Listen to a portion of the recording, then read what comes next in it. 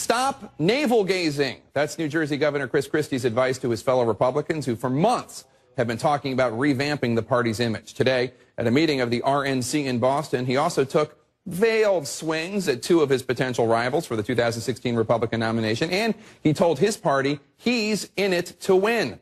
Let's bring in our political panel, CNN political contributor and former advisor to Mitt Romney's campaign, Kevin Madden, CNN political contributor and Democratic strategist, Maria Cardona, and senior correspondent for Time Magazine, Michael Crowley. Kevin, I want to start with this thing that everybody thinks was aimed at Bobby Jindal, the governor of Louisiana. He said, quote, "I'm not going to be one of these people who goes and calls our party stupid."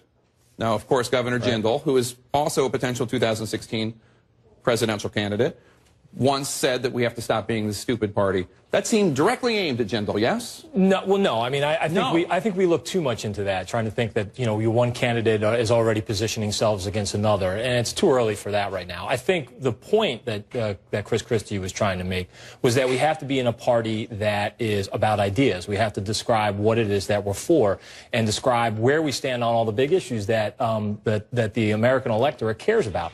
The challenge that Chris Christie's going to have here, though, is that he has to reconcile that with comments that he made that infuriated a lot of Republicans back when he was blaming John Boehner and congressional Republicans for what happened with the Sandy aid. Sandy aid that many folks believed was loaded up with pork from a lot of Democrats and a lot of special interests. So he's saying that in Boston and got a really good line of applause for it.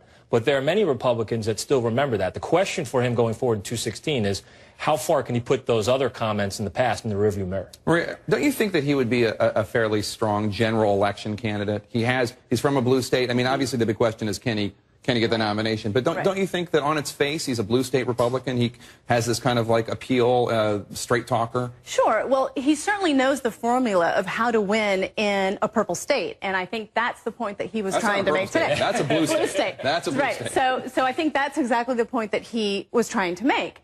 But I actually think the Republicans need to do a whole lot more of navel gazing. I mean, look, after the whole review of what Republicans did wrong in 2012, they've gone back to do exactly the same thing and kind of dug in. The ridiculous comments about Latinos, the ridiculous comments about women when they talk about women's issues.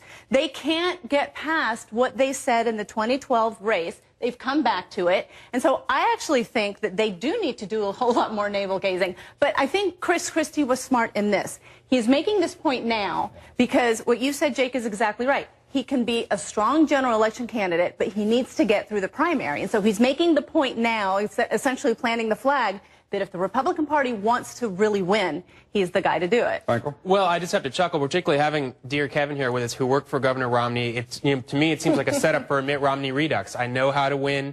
I was elected governor in a blue state, and I'm going to show my record of results in a state where I had an antagonistic legislature, and it's the same formula, and I think there are going to be a lot of Republicans who say, hey, we tried that, and that didn't work out for us. So I will be very interested to see how successful he is. I also think it's somewhat ironic. You know, this is something people like about Governor Christie. I don't mean it necessarily as an insult, but calling people stupid is the sort of thing that he does all the time. So it's a little bit funny to see him lecturing people on civility. I agree with that. I think there's a lot to reconcile. The other thing, though, is where there is broad agreement here is for Republicans is get off the focus on process, start talking about ideas. That's a big takeaway from this. And, well, this is another quote that he said today behind closed doors. He said, "I'm in it to win. I think that we have some folks who believe that our job is to be college professors. For our, I think a lot of people thought that was aimed at Mr. Gingrich, or my CNN colleague now. For our ideas to matter, we have to win, because if we don't win, we don't govern, and if we don't govern, all we do is shout into the wind." How did you interpret those comments? Well, you know, I also think if you're looking for targets, I would think Rand Paul would be another obvious guess.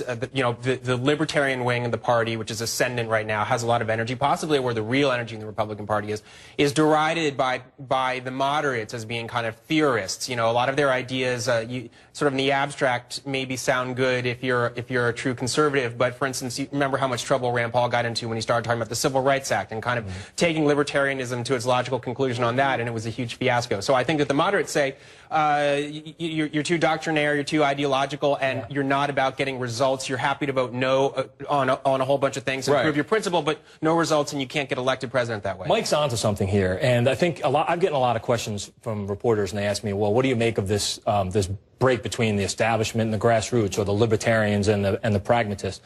I think what it really does come down to, and what Christie's trying to get at, is that it becomes, if this is going to be a question about the doers and the talkers, and that many executives, governors that are out there governing every single day, they're the doers, and they're not interested in just talking about theory of policy, but how it actually affects people. We have to cut it off right now. I'm sorry, Sorry, Maria.